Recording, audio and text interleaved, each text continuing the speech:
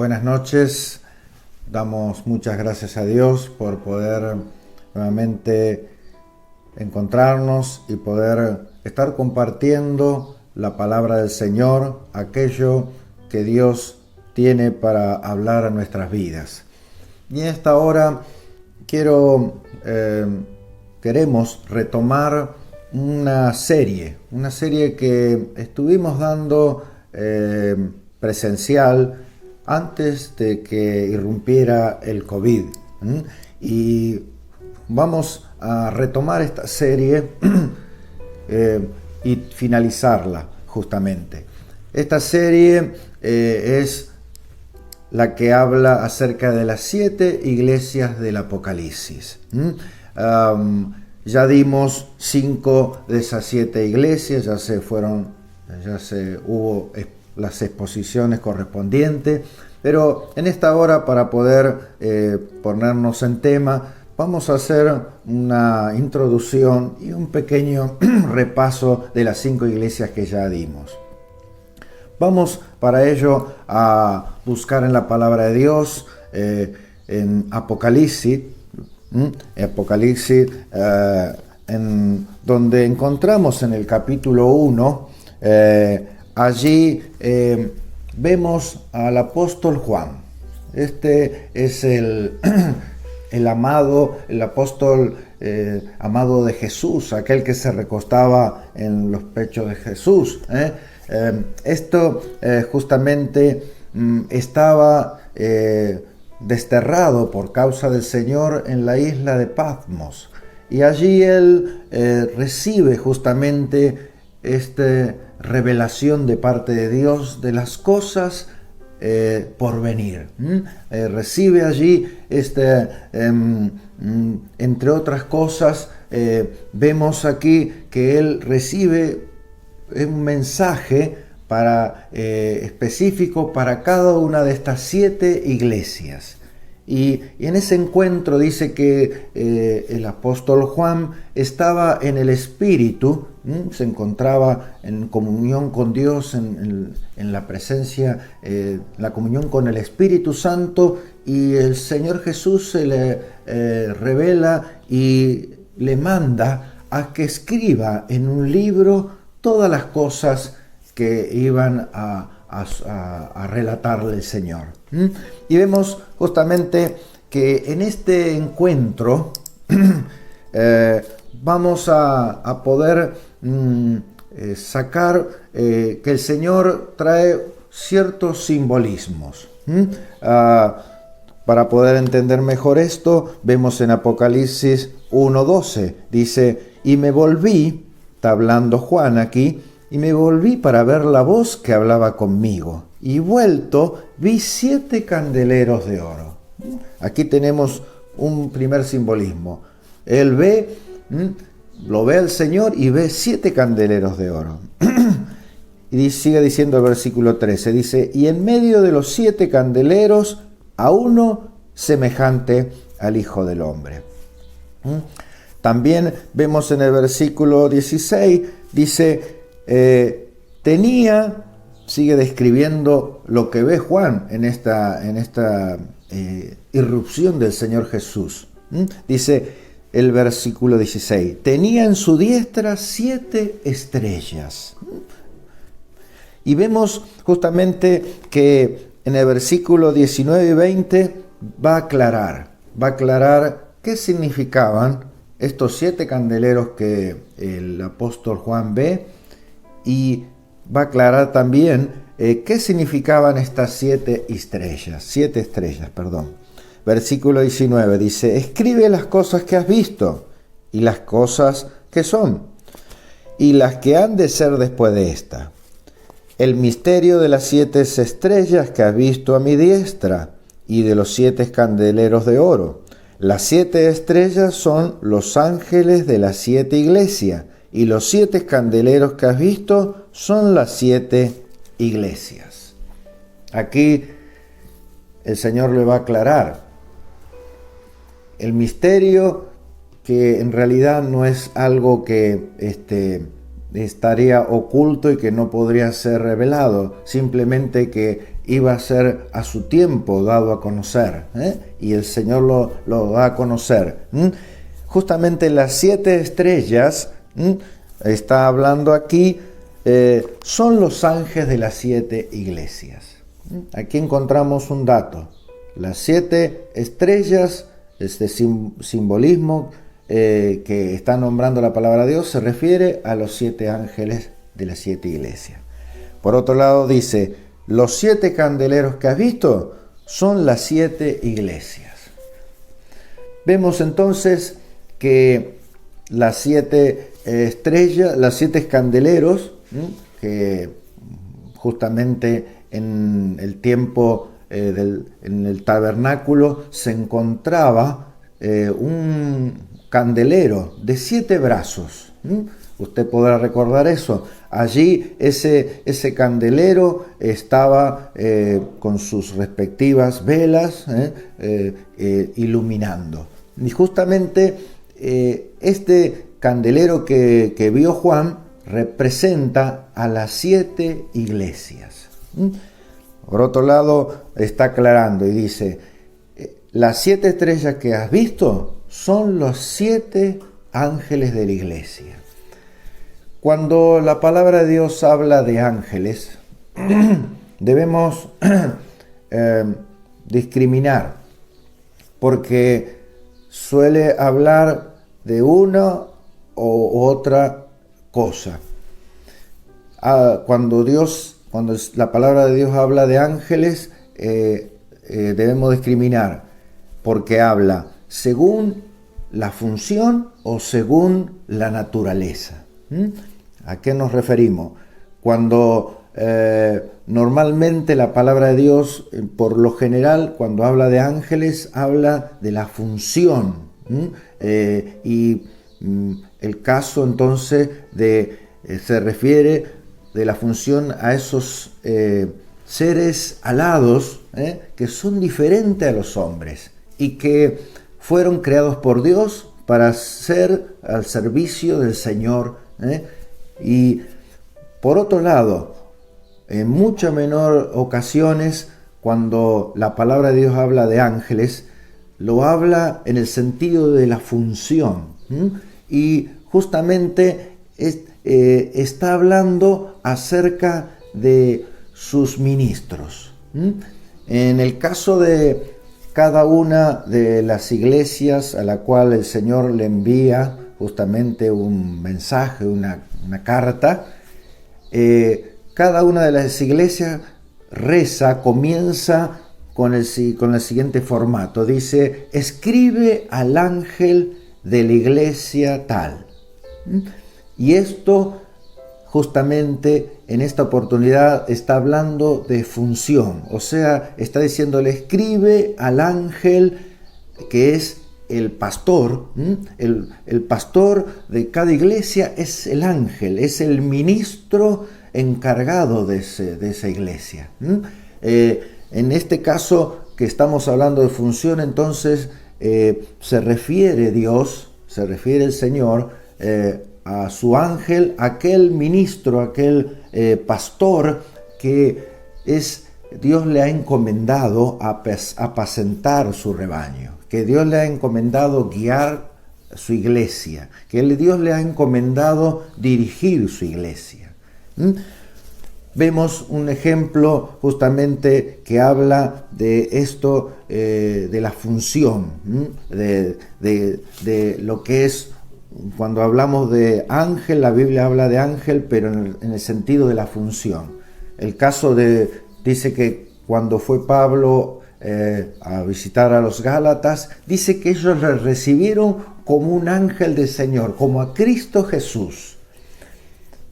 ¿Y verdaderamente era Pablo un ángel? No, simplemente se está refiriendo a la función que él estaba cumpliendo. Pablo era justamente un ser humano como nosotros, hecho poco menor que los ángeles, dice la Biblia. Y Cristo Jesús era Dios hecho hombre, no poco, mayor que los ángeles. Pero entonces llegamos aquí a la conclusión que Pablo está significando que los Gálatas lo recibieron a él como un ángel, y habla de la función que él estaba cumpliendo. Era el ministro de Dios, era el apóstol, el enviado de Dios a estos hombres para administrar las cosas espirituales. Volviendo nuevamente entonces a este simbolismo que nos habla justamente de que el ángel es el pastor de la iglesia, podemos ver aquí de que Dios, cuando se refiere a su iglesia, cuando se dirige a su iglesia, va en búsqueda del pastor, en búsqueda de su ministro, en búsqueda de su mensajero.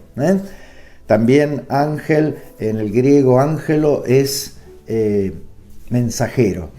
Y encontramos que esto ciertamente significa un gran privilegio, ¿no? Tremendo privilegio que Dios ha dado a los pastores, a los ministros, porque Dios, cuando quiere, se dirige a su iglesia, va y habla y trata con su pastor.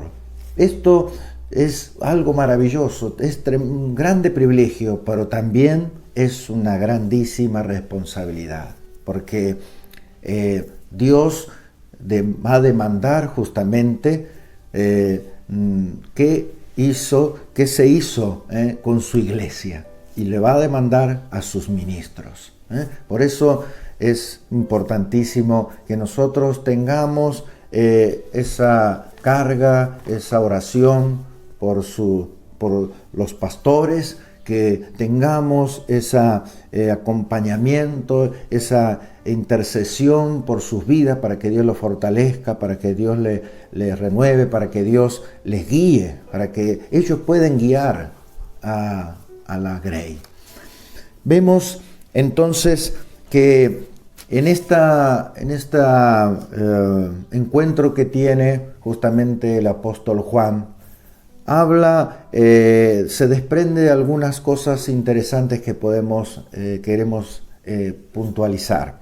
Por ejemplo, encontramos que en el versículo 13 de Apocalipsis 1 dice que él, dice, estaba en medio de los 7 candeleros. Jesús estaba en medio de los 7 candeleros. O sea que Jesús estaba en medio de las 7 iglesias. Recordamos en este simbolismo, los candeleros justamente son las iglesias. Y estas iglesias están simbolizadas por estos candeleros, que son aquellos que tienen un conjunto de luz, que son aquellos que iluminan.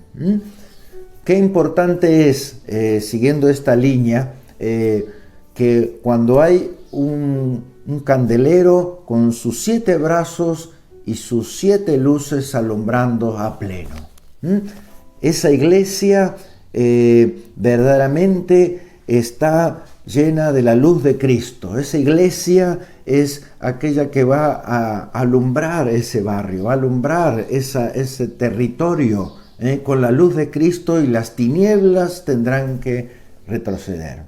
Ahora, al contrario, cuando ese candelero se encuentra disminuido y son pocas las lámparas, las velas que están encendidas, cuán terrible serán las tinieblas, la oscuridad que estará invadiendo ese lugar, ese territorio, ese barrio. Porque la luz de Cristo se ha apagado allí. Pero felizmente siempre queda allí ese brazo del costado del candelero donde sigue una luz encendida. Y sabe que esa luz hará que las demás velas se puedan ir encendiendo una tras otra hasta volver a tener esa luz plena de Cristo en ese lugar. Esto ha sido un denominador común en la historia de la iglesia. La iglesia, por momentos que está avivada, está plena, con todos sus dones, con su gracia, con su poder, con la plenitud del Espíritu Santo, y otros en la que se va apagando la iglesia en la historia, en los distintos tiempos de historia de la iglesia, y comienza a entrar las tinieblas en la humanidad. ¿Cuánto de verdad hay en esto? Volviendo a lo que decíamos recién de Apocalipsis 1:13, encontramos que el apóstol Juan dice que él ve que estaba Jesús, dice, y él en medio de los 7 candeleros. Qué importante, qué maravilloso es saber que Jesús siempre está en medio de su iglesia. Los candeleros son su iglesia, moviéndose allí, manifestando su poder, obrando en nuestros corazones de su pueblo, y trayendo convicción de pecado, sea en la situación, trayendo restauración, sanando y avivando el corazón de sus hijos para que puedan vivir una vida plena en Jesús. Cristo está, qué bueno saber que Cristo se mueve en medio de los candeleros, en medio de la iglesia. También encontramos algo precioso.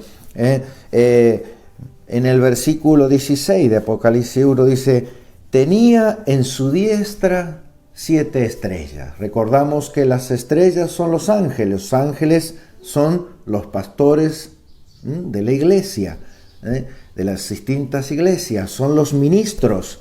Ahora bien, la traducción, hay otra traducción que dice, tenía en su mano derecha las 7 estrellas. Ahora, ¿cuántas veces los ministros, los pastores piensan y dicen, tengo tantas cosas en mano para hacer? Pero ¿sabe una cosa? Se desprende de esto que leíamos recién. Cristo tiene en su mano derecha también a cada uno de sus ministros, cada uno de sus pastores, y pueden tomar aliento en su corazón de que no están trabajando solo en la obra, que no están solo en ellos, sino que Cristo lo tiene en su mano derecha, sostiene con su mano derecha a sus ministros, a sus pastores. Aleluya, damos gracias a Dios por estas cosas. Para ir justamente completando la idea, vemos en un resumen rápido que las 7 iglesias del Apocalipsis se encontraban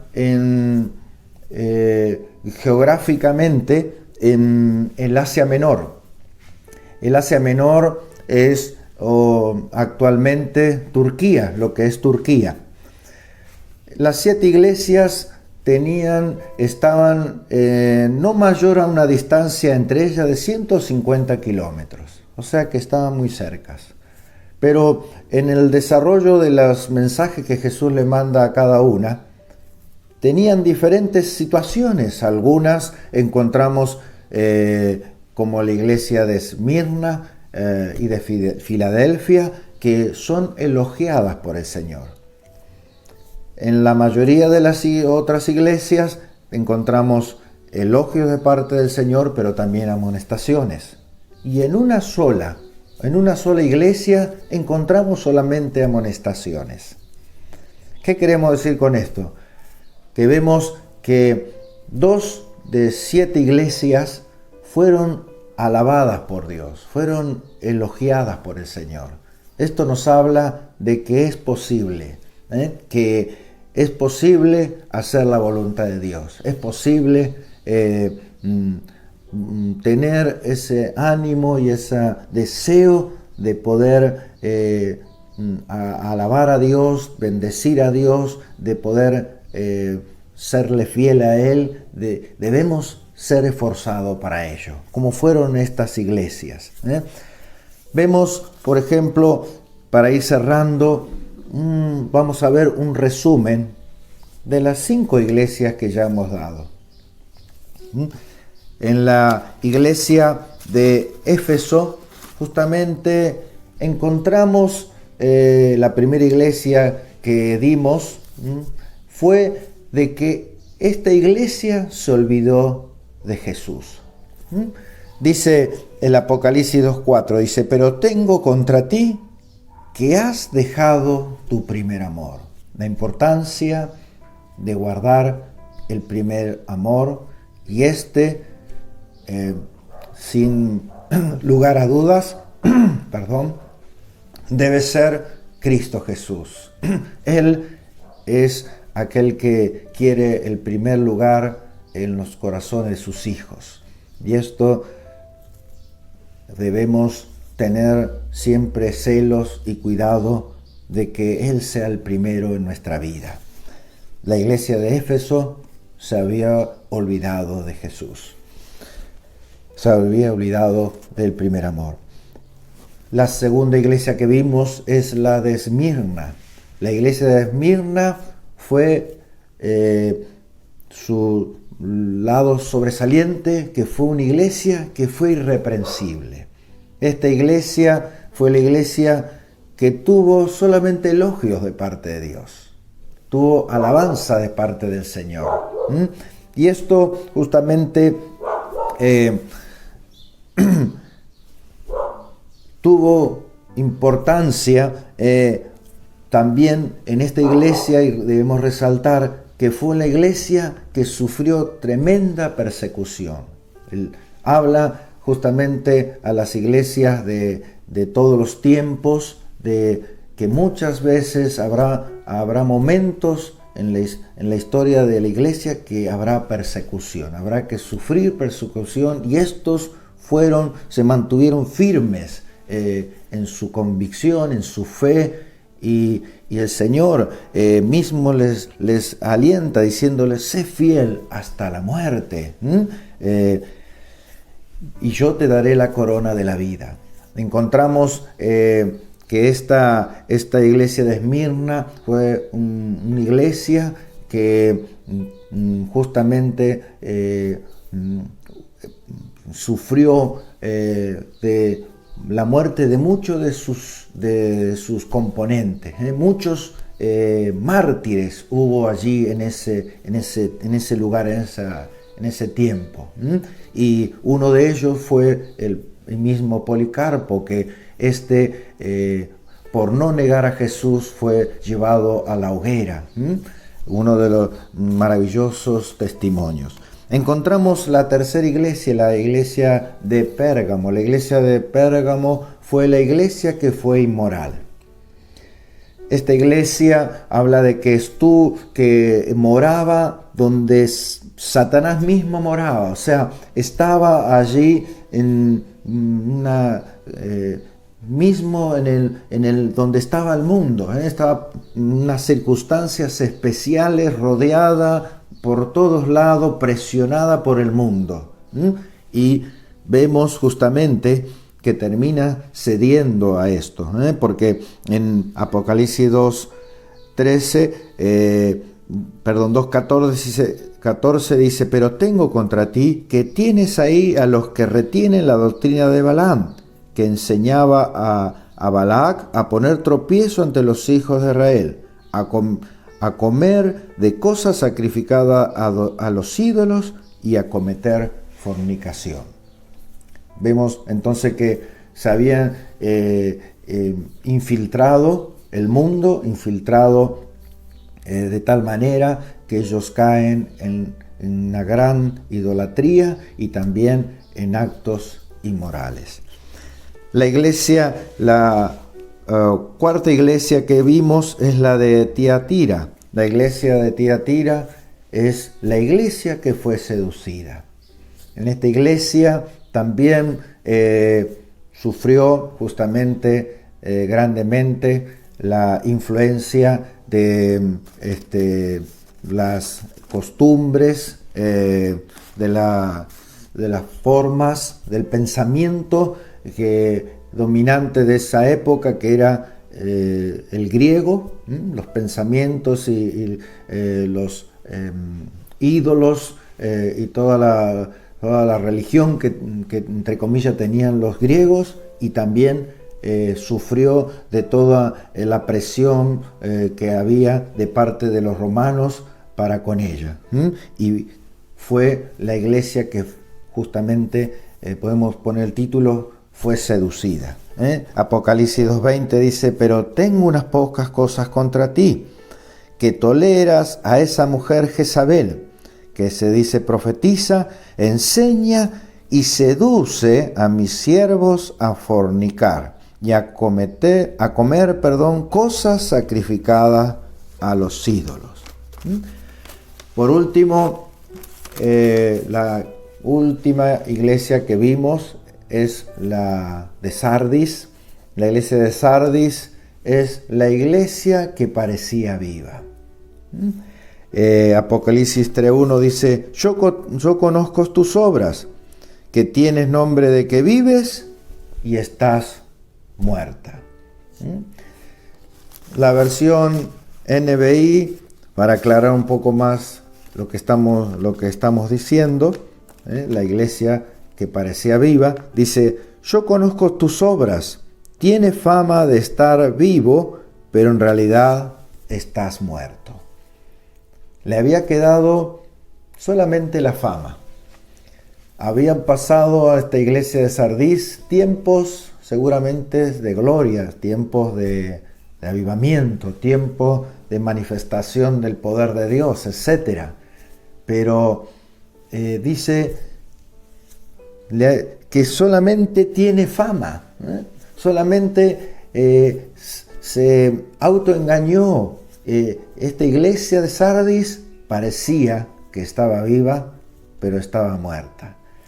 Pero Dios, en su infinito amor, a cada una de las iglesias, justamente siempre, a pesar de que algunas iglesias, a los ojos personales, a los ojos nuestros, a los ojos humanos, cometieron gravísimos pecados, a pesar de ello, el Señor siempre, aparte de esa amonestación, de esa reconvención que traía a estos hermanos, a estas iglesias, siempre le instaba a arrepentirse, le instaba a volverse de nuevo a Dios. Más allá de la gravedad, insisto, de los pecados que pudieran haber cometido, el amor, la misericordia de Dios siempre presente allí, queriendo volver a sus hijos a su Dios. Qué maravilloso es todo esto. Dios mediante, seguimos viendo en esta serie las iglesias que continúan. Damos gracias a Dios por este momento de poder compartir esto tan precioso, y quiero simplemente dejar entonces esto que estuvimos viendo al principio, de saber que el Señor se mueve en medio de los candelabros. El Señor se mueve día a día en medio de su iglesia. Él está en medio de su pueblo.